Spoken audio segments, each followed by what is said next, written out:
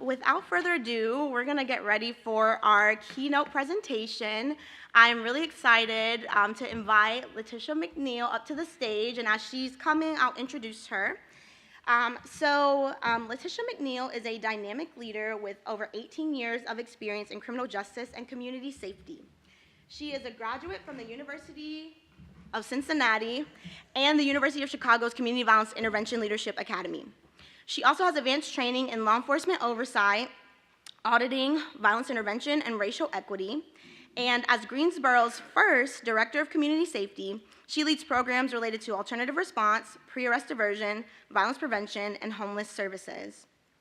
She has served on several boards, including the Office of Violence Prevention Community Violence Advisory Board. And Latisha has dedicated her career to building safer, resilient communities. And her bio was much longer, but I've cut it short because you need to go into the app to read the rest. And so with that, Latisha, I'll invite you up to the stage.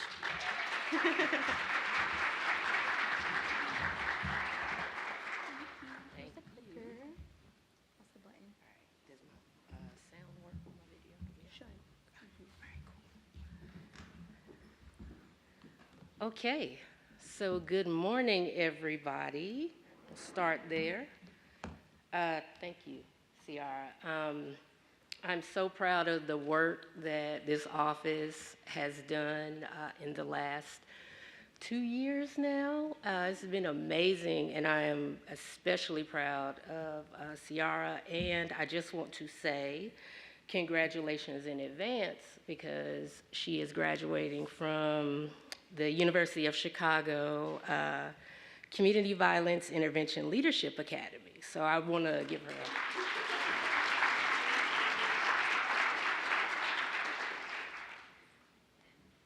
All right, so y'all give me just a second because I have my notes and I meant to print them off, but I did not, but that's okay.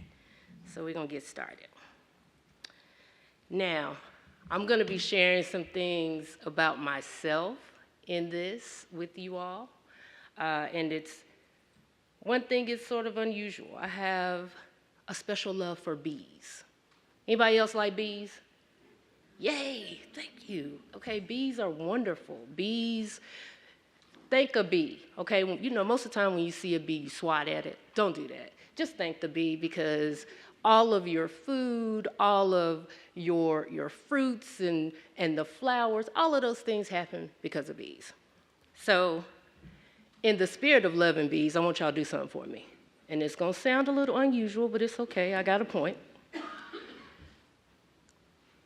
When I say the buzz, I want you all to buzz. Bzzz. Everybody? Just in case somebody didn't know what a bee sounds like. Bzzz. So I want the buzz. Okay, now listen. We're gonna talk about building a violence prevention ecosystem. So our buzz needs to be strong. I need a strong beehive in here. So where's the buzz? All right, I like it. Okay, so today we're gonna talk about getting beyond the buzz and creating a violence prevention ecosystem. Goals for the conversation. So, y'all may have guessed it, but I'll save it. We're gonna break down the system, understanding Beehive and our ecosystem, defining the ecosystem, drawing parallels to violence prevention. We're gonna talk about the importance of working together. We're gonna address difficulties in collaboration, so thank you for Vegas, okay? And then we're also gonna talk about building ecosystems to sustain. Bonus, if I could work in, the beehive, when we're talking about a beehive, then I'm winning. So that's my last thing, and it's a check there, because I already did it, because I put a picture of Beyonce up there, and it's my presentation, so there's Beyonce. All right. Okay, so a little bit about me. Sierra talked about who I am. I mean, I consider myself a bridge.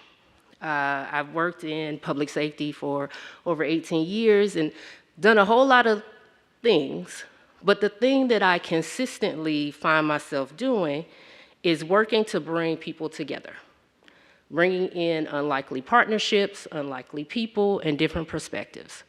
And my values are collaboration, accountability, and holistic safety. I want everybody to be safe. And I feel like, sometimes we have an idea of what safety looks like for ourselves, but that's our opinion of what safety looks like for us. Doesn't make it any more or less than someone else. So making sure that we're bringing in our perspectives of safety is important. All right, so ecosystem defined. Just like beehives thrive through various roles, violence prevention requires collaboration among leaders, mentors, advocates to effectively address and prevent violence. Then I put a longer definition on the bottom. So violence prevention ecosystem is a cooperative network that connects community-based organizations, public health departments, government agencies, and other stakeholders to address and reduce violence through a coordinated strategic approach. This is the goal, to build a comprehensive infrastructure that links various proven public health tools and resources with those who are at the highest risk, or high risk, but highest risk, ultimately making violence reduction efforts more effective, sustainable, and impactful. Why are we talking about bees? Other than the fact that Latisha really likes bees. We're talking about bees because while bees are amazing, and just in general, bees do something wonderful in terms of working together to address the issues that they have within their hive, outside of their hive, and everybody has a role. So we're gonna start with this little video that they said, well, hey, wonderful viewers. Welcome back to our channel, where we uncover incredible life lessons from the natural world. Today, we're delving into the fascinating world of bees and how they can teach us invaluable lessons about collaboration and teamwork. So, let's dive right in and explore 3 remarkable ways bees show us the power of working together. Our first lesson from bees is all about hive harmony. Bees live in highly organized colonies, where each member has a specific role to play. From foragers to nurses and guards, every bee's contribution is essential to the hive's success. Just like in a successful team, bees understand that diverse skills and roles are crucial for achieving common goals. They demonstrate that when everyone embraces their role and works in harmony, the entire team flourishes. The second lesson comes from the unique waggle dance, a form of communication used by bees to share information about food sources. When a bee discovers a great nectar spot, it returns to the hive and performs a dance that indicates the direction and distance of the find. Bees teach us the importance of clear and effective communication. In our human teams, open and precise communication ensures that everyone is on the same page, enabling us to make informed decisions and achieve our goals efficiently. Our final lesson from bees is their selfless sacrifice for the greater good of the colony. Worker bees tirelessly collect nectar and pollen, and some even defend the hive at the cost of their own lives. This selflessness highlights the significance of putting the team's success above individual needs. It's a powerful reminder that true teamwork involves dedication and a willingness to contribute without expecting immediate personal gain. And there you have it. 3 incredible lessons about collaboration and teamwork from our buzzing friends, the bees. Hive harmony, effective communication, and selfless sacrifice are principles that can elevate any team's performance. Oh, somebody else was working. Okay, thank you. All right. So, that was a video just talking about how bees communicate within their hive, how they work together. The fact that they do a waggle dance, I just thought that was awesome, and I felt like it's 9:30 in the morning on a Monday. So in order, to get going, I don't know about y'all, but I did a waggle dance this morning to make sure that I had my mind right before I got up here. So, all right. When you look at this picture, what do you see? You see a queen bee, a drone, and a worker bee. And y'all can talk back to me. I'm not going to just sit up here and talk the entire time, FYI. I am going to ask questions of the group. Tell me some differences. Somebody just yell them out. Yell out. Size, okay. Shape. Responsibility. Wings. Eyes, okay. All right. So we see that you have 3 different types of bees here. Different shapes, different sizes, different eyes, different wings, different roles and responsibilities. But at the end of the day, they're all bees, and they all live in the same hive. They're all together. You can find all of these bees in a hive. And that's an important part as we're looking at how we are defining our ecosystems. There are many different things that go into our ecosystem. There are many different aspects of our community, but at the end of the day, all of these things exist in community. So we're going to take a moment, we're going to break it down just a little bit further. Okay, so we're going to start with the queen bee. Most of the time, everybody thinks that they want to be the queen bee. Let me tell y'all something about a queen bee. Queen bee stays in the hive.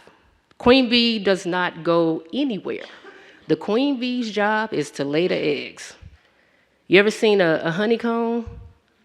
Inside of that are thousands of eggs laid by one queen. I don't know about y'all, but that's a lot of work. But when we're thinking about it for the purposes of our discussion, it's the convener. This is the leader that takes ownership. Somebody has to stay in the hive. Somebody has to be the person or the group or entity that is responsible for holding the group accountable, not being the boss, but holding the group accountable. Here are our shared values, as Ciara put up earlier. We have shared values. We have things that we agree upon that we're going to do. We have roles and responsibilities. And so the queen bee that's the convener.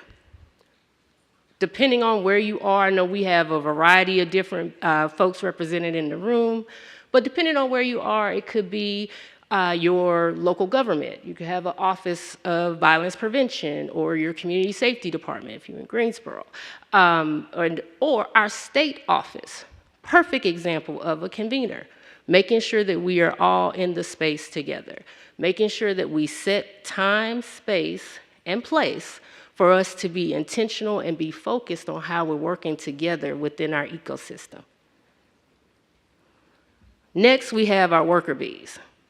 These are our programs and services. So you've got a wide range of programs and services. We've got our educational services, we have our mental health services, conflict resolution, mediation, community violence intervention programs, law enforcement, supportive services, so much more. What else is missing? What else is missing in terms of the services? Who else needs to be here? Community, okay? Who else? Health, okay? Any other reentry? Jobs, housing. So, say it again. Ding, ding, ding, ding, ding. Transportation, huge, huge piece. The point of this is when you are thinking about your ecosystem, think about what is specific for your community, because there are things within your community that need to be included in your hive that sometimes don't make it inside of the box. They don't make it there. You start thinking, oh, well, they don't really have a role to play in violence prevention. Economic development, no, I don't don't know if they don't really have a role here, or businesses, oh, well, I'm not sure. So as you are building your ecosystem, think about, always ask yourself, what else is missing? What else needs to be at the table? Who's here? All right, drone bees, thank you. You said drone. So our drone bees, these are like our specialized initiatives. So I thought about how we get sometimes focused on the shiny thing. You know, we have this is the issue that is happening in our community now, and everybody is so fixated on that issue, right? But how are we fixated on the issue together? And if we all run to the shiny thing, who's making sure that the things that we had are still intact and in place? So making sure that we are trusting ourselves as we build our ecosystem to look at how we have these specific things, these specific interventions, these specific situations, the specific demographics, ensuring that we have parts of our hive that are focused on making sure that we are paying attention to those things. Everybody don't have to do everything, okay? I'm gonna say that again because we're gonna get into that further in the discussion, but everybody does not have to do everything. Keep that one.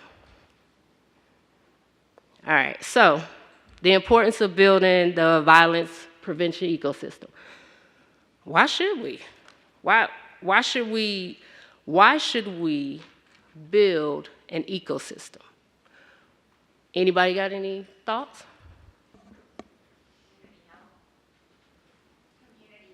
Community health, okay.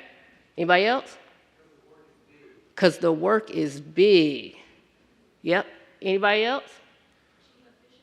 Efficiency, okay. All of those things are right. The work is big. It cannot be the sole responsibility of one entity.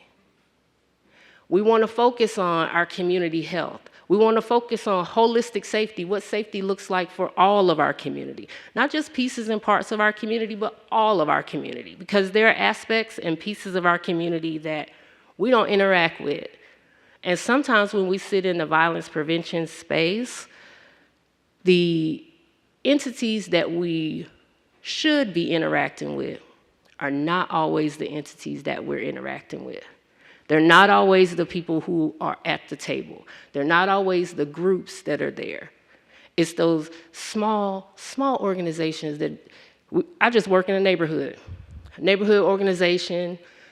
We've been doing work for however long, but we're quiet. We make sure that the kids are okay in the community. If something happens, we might have a little low-key meeting that nobody knows about except for the people in our community. But you know what we are? We are focusing on holistic safety where we are. And that is an important piece of our ecosystem. Don't leave those folks out, because sometimes we see the larger organizations, more established organizations, the organizations that are doing things, and we think, oh, well, we gotta have them. Well, we also gotta have those small organizations too. We also gotta have our youth at the table. We also gotta have folks with lived experience. We also gotta have our law enforcement partners. We also gotta have our community-based organizations. We also gotta have our government. So all of those key pieces are important. And instead of us, oftentimes we try to separate the work. In an ecosystem, we bring in the work together. So who owns violence? Anybody want to take it? Raise your hand so that we all can see you and we can make sure that we give you all of our violence. Anybody? Okay. All right. Who owns violence? Everybody raise your hand. You know who owns violence? We own violence. We all own it. We all have a responsibility to do something about it. It's not just a single entity. I have, a part of my work experience has been in civilian oversight of law enforcement.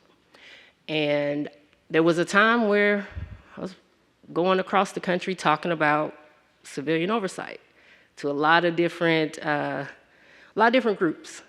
And one of the things that I would oftentimes say is that we have left law enforcement in a space where they have to stand in the gap and be a whole lot of things to our community. They gotta be the social workers, the law enforcement, police officers, they gotta enforce, that's what they signed up to do. They gotta be the teachers, they gotta run after school programs, they gotta be the daycare people, they gotta work on homeless services, they gotta be the just engineers of new initiatives and all kinds of things within the community. But we left them there and then we walked away. But then we get mad when things don't happen how we want them to. And we want to blame somebody. And that's not fair. Because if we are all saying that we own these issues, then we own the solutions as well. So that means it's important that we all have a seat at the table. And I know sometimes in communities, we'll get to the point where it's a lead entity. The convener is setting the stage. And we confuse the convener setting the stage with the convener being the owner of the work. And that's not the case. The convener is the convener. The convener is not the owner of the work. We are the owners of the work. So we have to make sure that we are showing up together and we're remembering that, because at the end of the day, we all own this. We all have a responsibility. And it's from various aspects and angles that we don't even think about and consider as to how violence shows up in our communities. That's why it's so important that we make sure that we are all in, all hands on deck, everybody at the table. All right, so I'm gonna ask, are we okay with a violence prevention ecosystem? Because if not, I'll go sit down. So you all are saying, we bought in, right? All right, now what? Oh boy, we done bought in, and we're in our community, and we're like, we're gonna build this ecosystem. So let's talk about what happens when we build our ecosystems. Let's talk about some challenges to our ecosystem.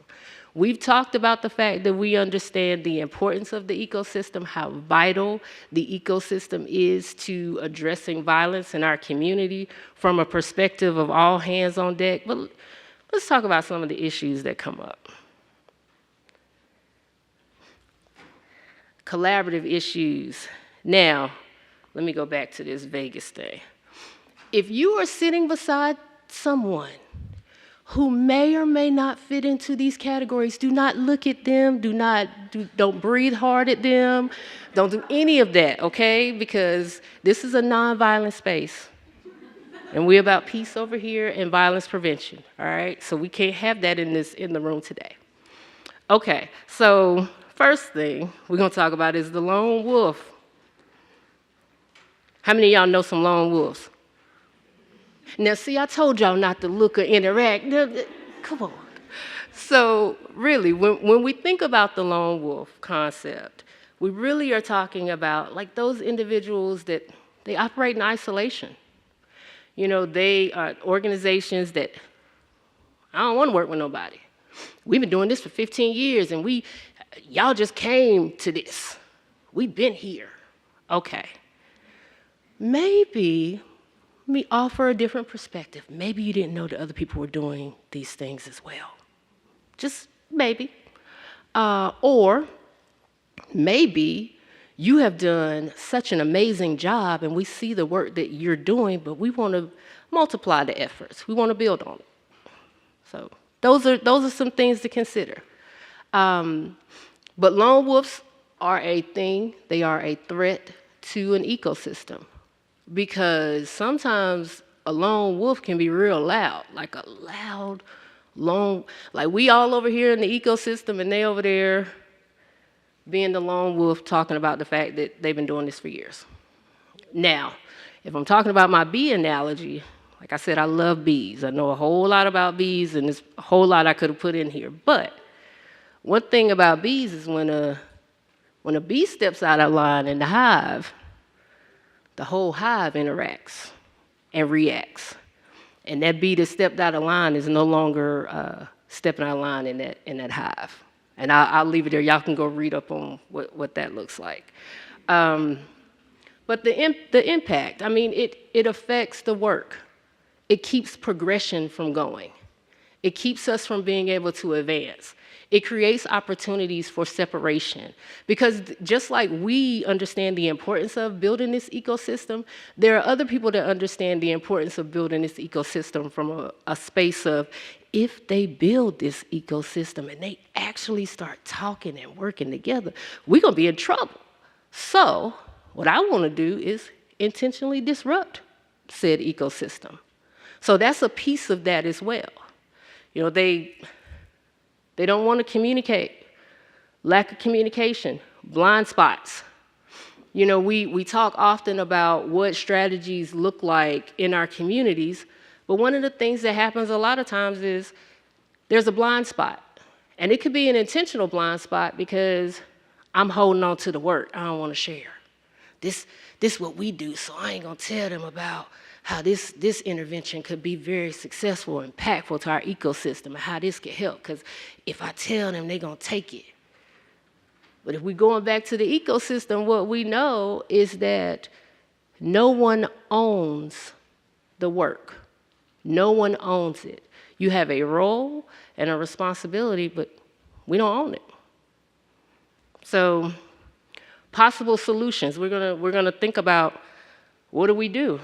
What are some things that we can do to address the lone wolf? You know, how can we, one, say, this is a safe space for collaboration. We want you here. Obviously, you've been doing whatever it is that you've been doing for a while, and you're probably really good at it too. That's the thing about the lone wolf sometimes is the person that is doing something that is so amazing. I mean, that organization, that entity, they are doing a great job at the thing that they're doing. And they could essentially be the missing piece of the puzzle.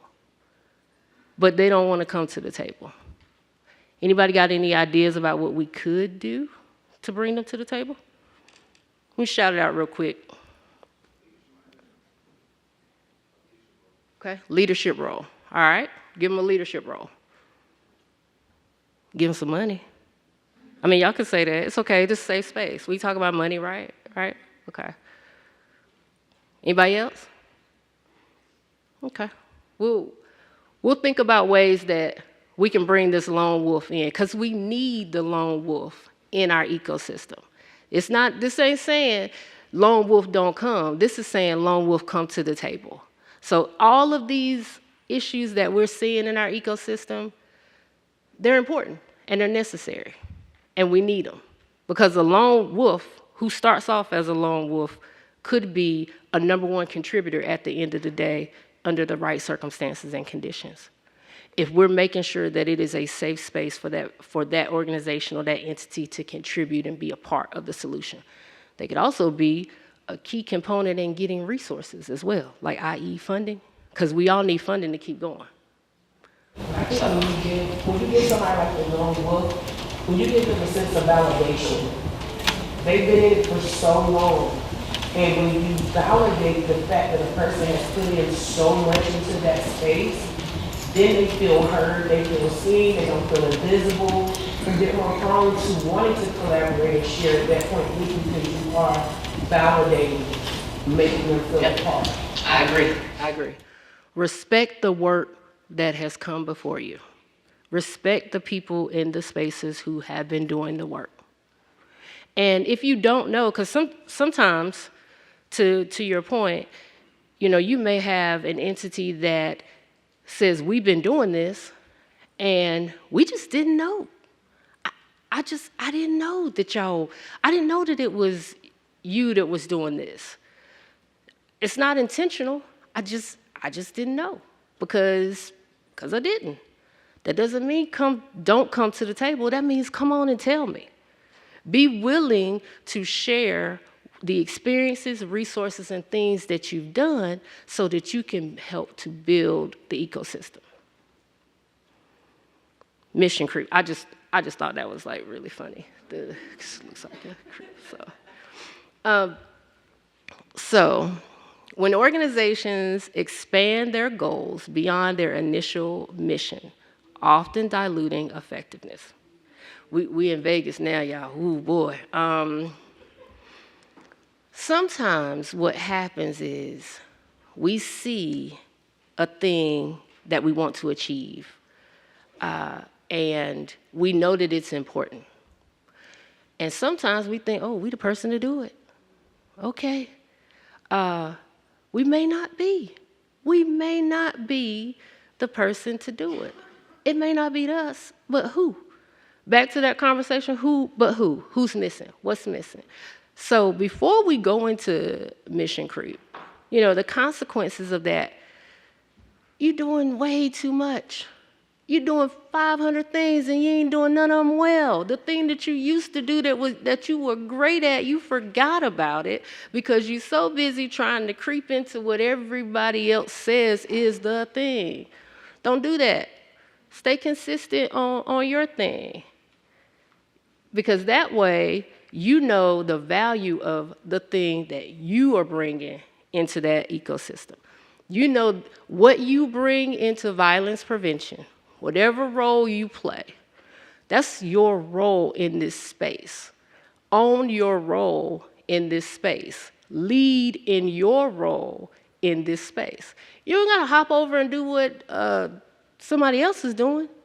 Do your thing. Your thing plus their thing equals the great thing. So, just making sure that we're keeping that in the forefront. They can, the shift in focus can confuse stakeholders. And, they'll be like, wait, now last week, y'all said you were selling apples. Today, y'all selling barbecue sandwiches. I came for an apple. I didn't know now y'all on barbecue. So it's like you're getting to the point where what you originally started out doing, what you said you were going to do, is now lost. And it's not only lost to your organization and your team, but it's also lost to your stakeholders and it's lost to community as well. Because they saw you doing this thing and then you start showing up doing that thing. As opposed to saying, hey, I'm still doing my thing, but now I have brought along this person, and this person does this thing, and together we're going to address multiple issues. So, as we're looking at how we focus on identifying these folks or these organizations or these entities that may mission creep, the solution to that is making sure that we understand that your thing is your thing. Back to what Wise said in the front here about leadership. There are many different types of leadership. Everybody does not have to be the leader. We don't necessarily need the leader. We need leaders. Leaders in your own respective space. Because if you're a leader in your respective space, then that means you're able to reach out to another leader in that respective space, pull both together to serve your goal. So as we're looking at how we're building our ecosystem, let's make sure that we're keeping that in the forefront. Don't go for the shiny initiative.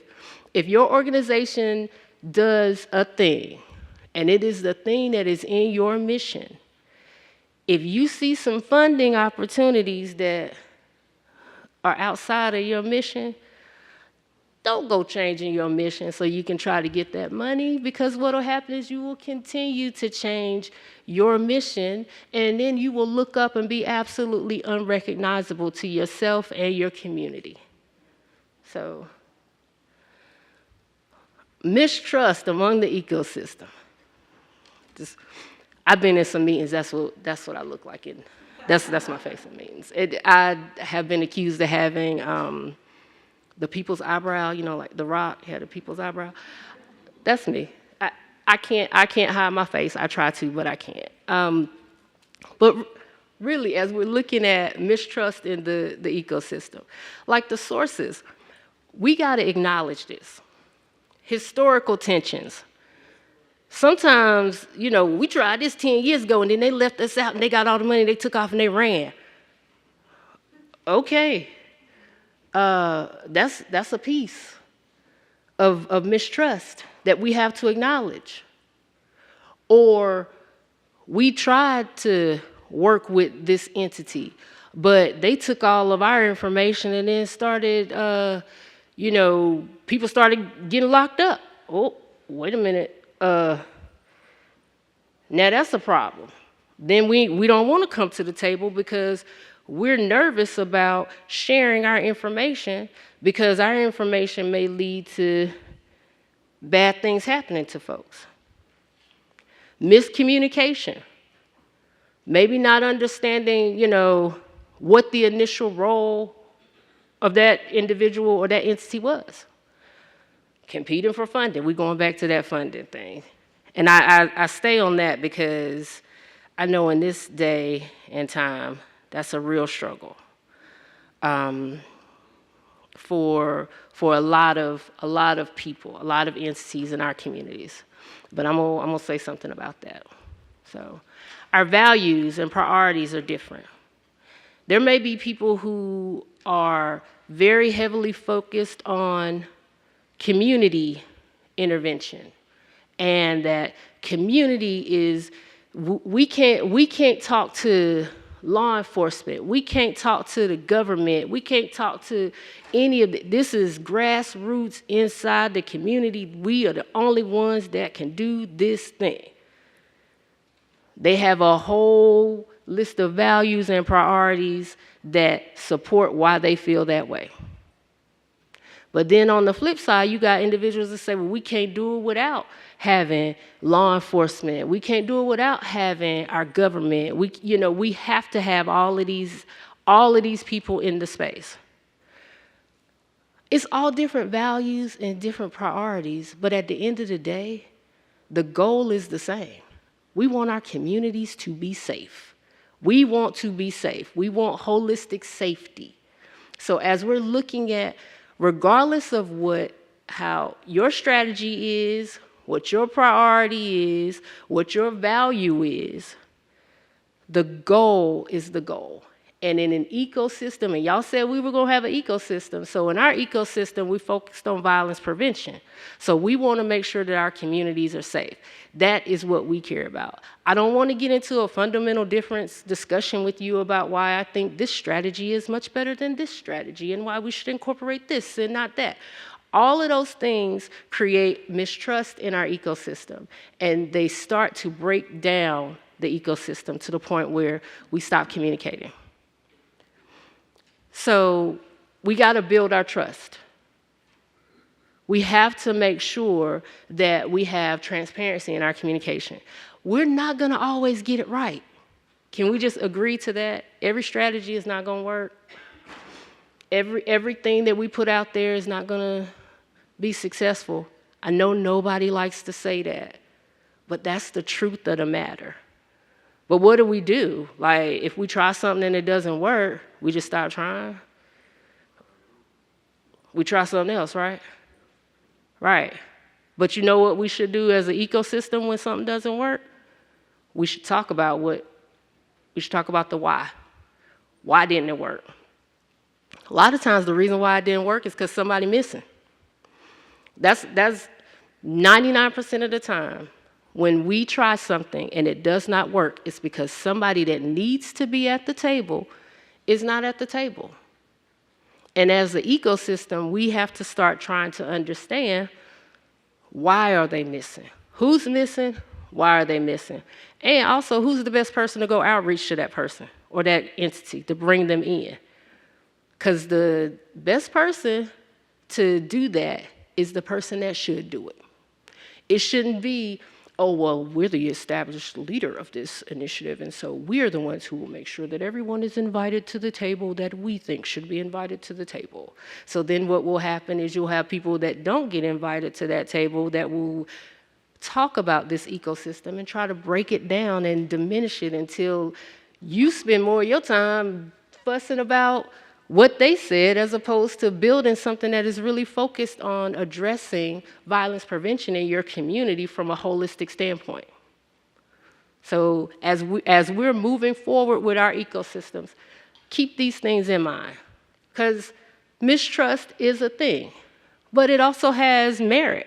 People don't just wake up one day and say, I don't want to do that. I mean, some do, but, you know. Most people have a reasoning behind kind of why they got there, how they got there. So, all right, what's the buzz? Okay, y'all locked in. Okay, like my son said, look, you know, I was trying to test y'all and y'all got me, okay? All right. Okay, so, you know, now we're gonna talk about, like, what are some strategies to overcoming these challenges? What are some ways that we can work together? Now, one of the ways, I put it first because I like to do things that are unconventional. So I'll ask the question. I'll ask the why. Well, why? Well, help me to understand. People know when I say, help me to understand. That's how I lean into a question that may be a little bit difficult or uncomfortable. First thing, incentivizing collaboration. So when I say incentivizing collaboration, I mean we're recognizing those individuals who have been in the work, doing this work for a long time, respecting their space in it. We're also acknowledging those individuals who may be newer to the work. We're acknowledging those individuals who, those different strategies, those different partners, our community-based organizations, our law enforcement strategies. We are rewarding those collaboration efforts.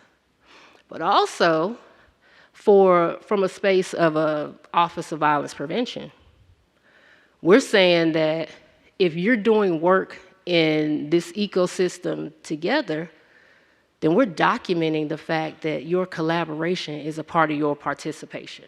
You are participating in this ecosystem, and part of the way that we evaluate how you participate in this ecosystem is how well you interact with others.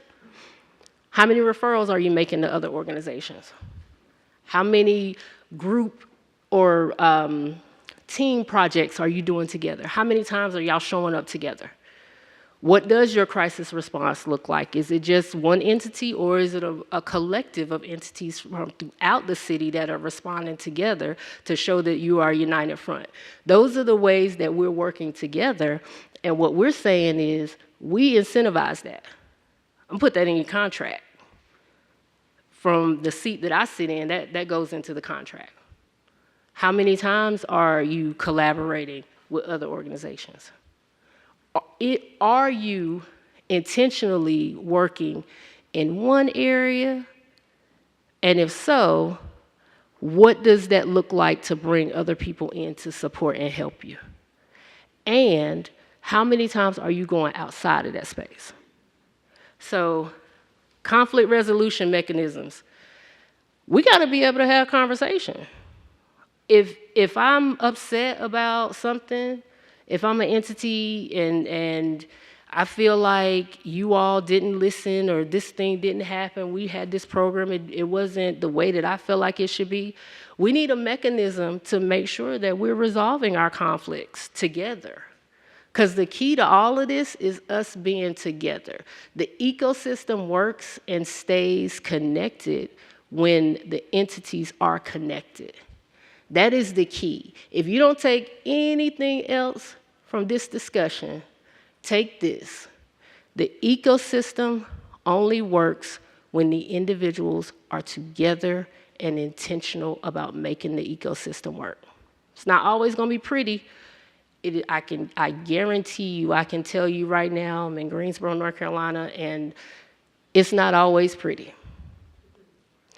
All of the issues that are addressed, I didn't just pick them.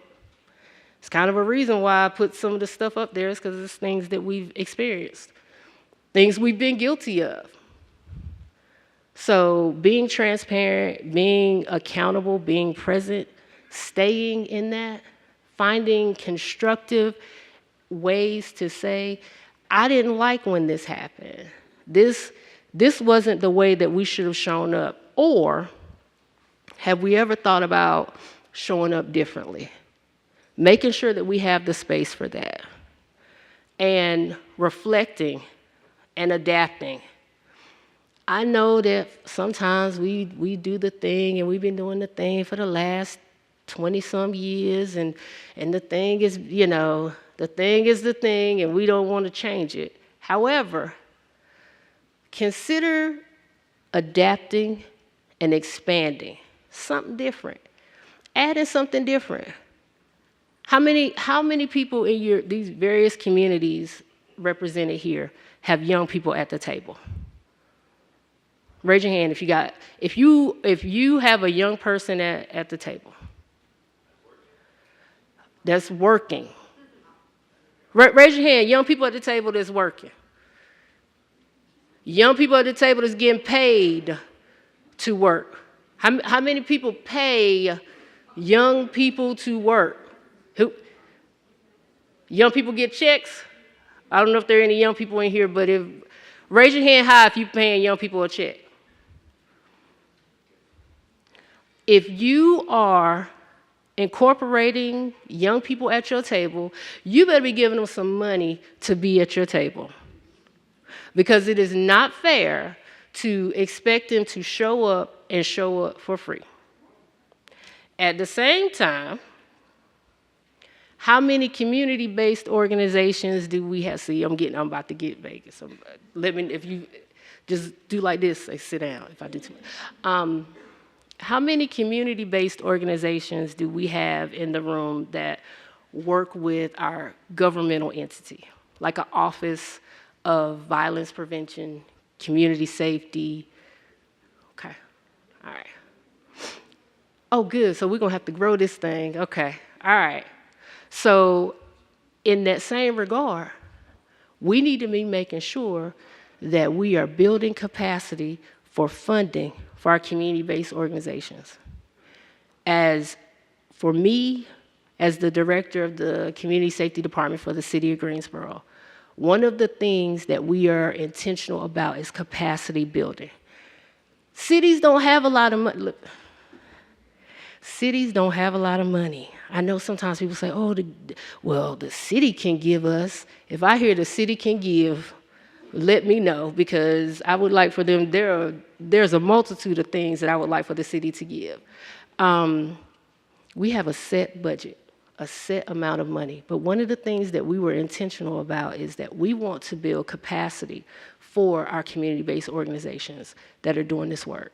So that means that if we are working as a collective, I'm working with the community-based organizations to, one, make sure that data looks a way that it can be sent to additional funders outside of just the city.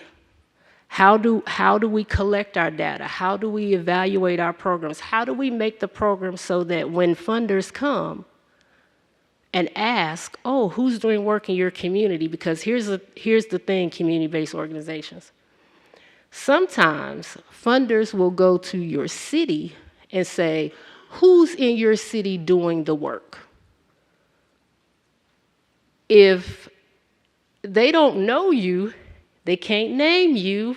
That's the first thing. And sometimes if they know you, they won't name you if you fall into one of them categories and you're not doing work in a way that they can be proud of, that they can say, this organization is on point. This organization's data shows this. This organization shows up this way. So an important piece from a city standpoint it's building that capacity so that we know when our organizations show up to do the things that they're doing, they're able to document those things, they're able to show the value in their services, and they're also able to give a return on investment.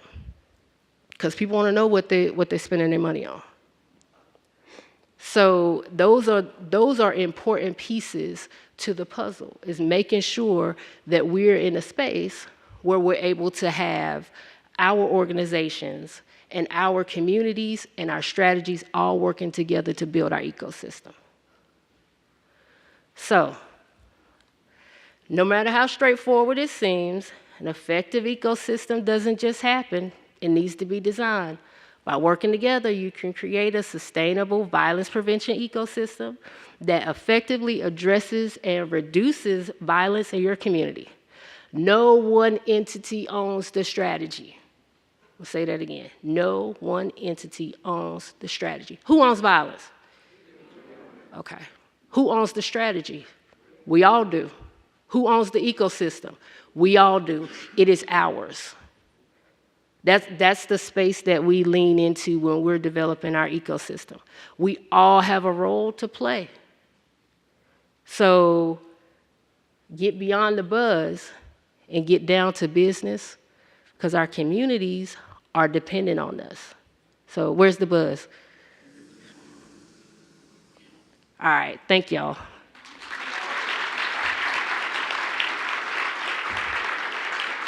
So I think I have 4 minutes for questions, or am I done? Okay, I got 10 minutes, okay. I have some space here for questions. Don't be shy. If I don't know the answer, I am sure that we all can figure out the answer together, because I don't know all the answers. I should have led with that. Y'all, I don't know all the answers. I never say I know all the answers. If I'm in a space where I know all the answers, I'm in the wrong space. I need to move to a different space. If you have questions, please raise your hands.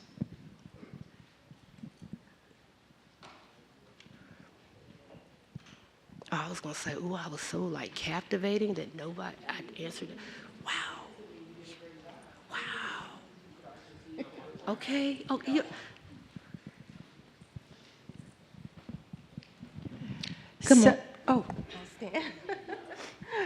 Good morning. I am Tina Mosley. My organization is Marcus, Mothers Advocating for Real Change and Unwavering Support. My question to you as a newcomer coming on the scene, can you give us some word choices to start this ecosystem with existing nonprofits, city officials, et cetera? Okay. Where are you? I service the Union County, Charlotte-Mecklenburg area. Okay. Thank you. Sure. Okay, so some words to connect. One, I say this is a great space here. I don't know if y'all call it Hoover, Wova. I call it Hova. That's probably not it, but the app. On the app, you have a list of individuals who are here. So It's actually called CVent this year. Sorry. Make sure you download the right app. My bad. CVent. Sorry. Too many conferences. I got it mixed up. The CVent app. On the list, there are people who are here. To me, that's a great first place to start as a newer person or newer entity into this space. Connecting with who all is here in the room with you today, because one, if you're here in this space today, then you want to be connected to doing the work. I would start there. In terms of building the ecosystem, the main things are together. Understanding that while we appreciate the work that's already been done, who's missing from the table? Us. Here we are. When are the meetings? What are the events that are taking place? How can we add to what's already happening in our community? Because at the end of the day, we want to support holistic safety. So Marcus is an organization that does what y'all do, and this is how we contribute to the ecosystem. That way you step into the space letting them know, here's what we bring.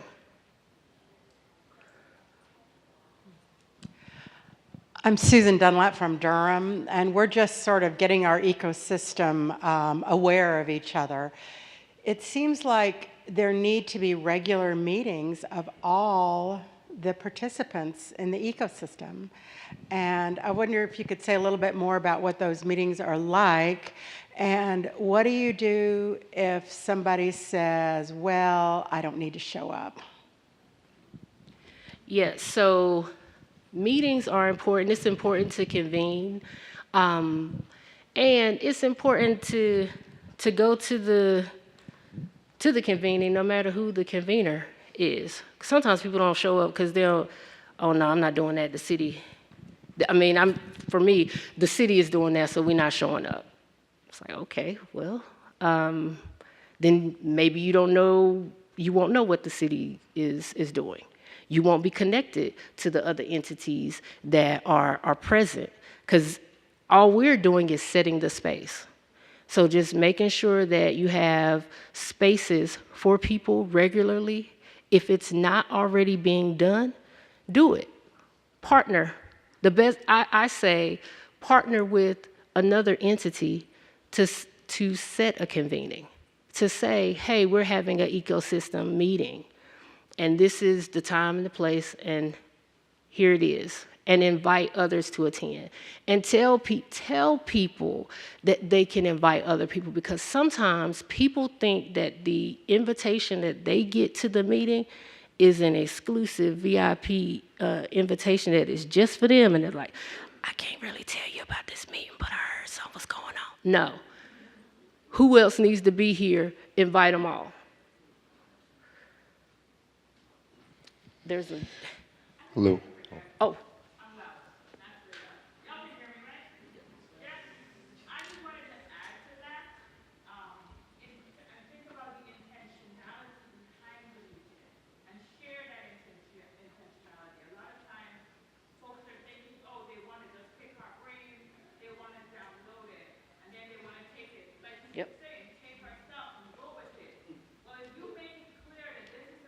For us to grow and share together, right? It's for you to talk about what your organization does and kind of market your organization while others are doing the same for their organization.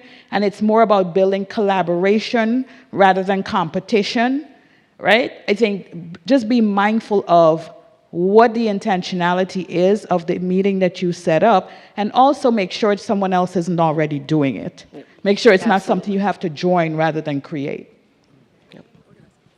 And that's why I said multiple entities doing it together is always good too, because one, you're able to see if it's already being done, but then two, you also get to see that if it's more than one entity that's doing it, then you can say, this is for all of us to bring what we do together to build this ecosystem.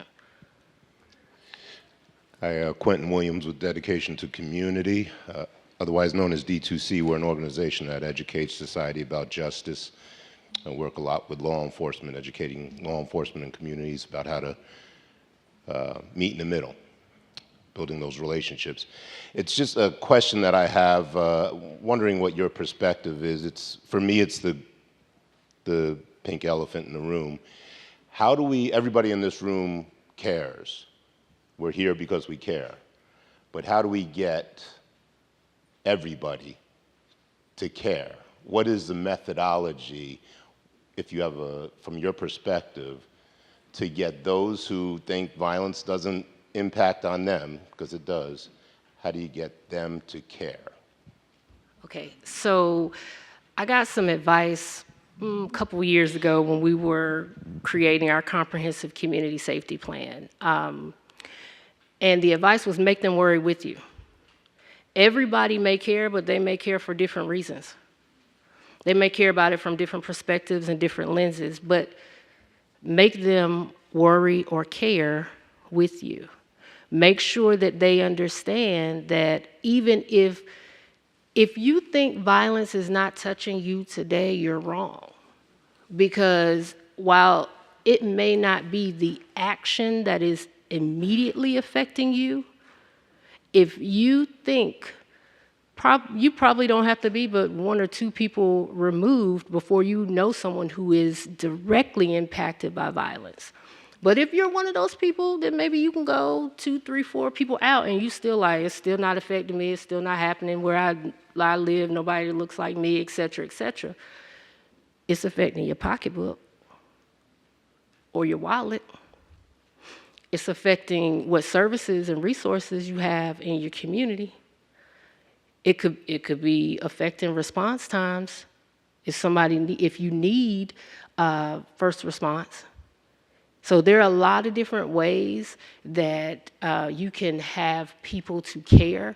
I think sometimes we get hung up on the reason why we care, and we think the reason why we care about it should be the reason why everybody else cares about it, but that's not the case. I don't care why you care. I just need you to care. And like that's the main thing, is that's how we get them to care. I don't care what. Now, I care enough to know what you care about because I need to know how to come at you and how to approach you. So, like, I need to know if you're caring from a space of human life, if you're caring from a space of social justice, if you're caring from a space of economic development. I need to know that because I need to know how to frame my conversation with you. But at the end of the day, I really don't care why you care. I just need you to care.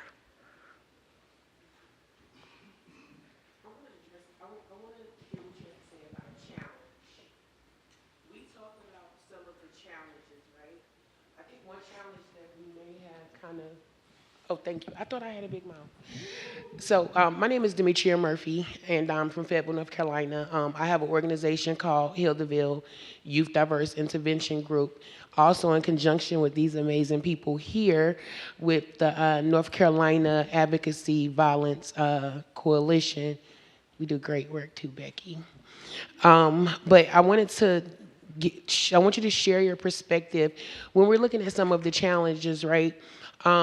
You said something very pertinent, which is lived experience, having people at the table who have lived experience.